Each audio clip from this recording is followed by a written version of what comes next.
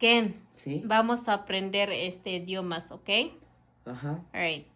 Español, English, Tagalog, or Filipino. Ajá. In español, Azul. in English, blue. Blue. Sa Tagalog, azul. Azul. In español, Rojo.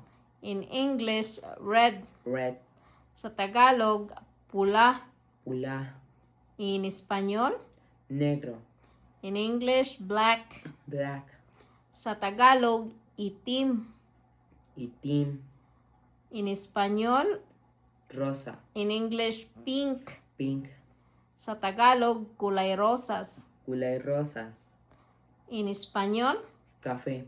in English, Brown. brown. Brown. Brown. Brown. Open your mouth. Brown. Brown.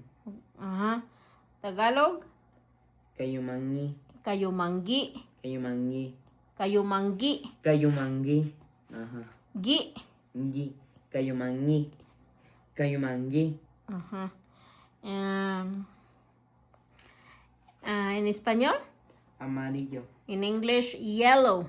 Yellow. Sa Tagalog, no yellow, yellow. Yellow. Ye. Yellow. Yellow. Yellow. No ye. Yellow. Sa Tagalog, dilaw. Dilaw. In español, Naranja. in English, Orange.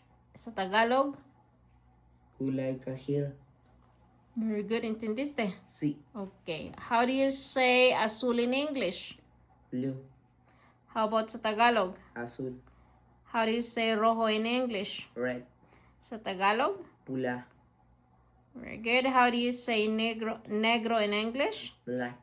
Sa Tagalog? Itim. Very good. How do you say rosa in English? Pink. Sa Tagalog? Kulay rosas.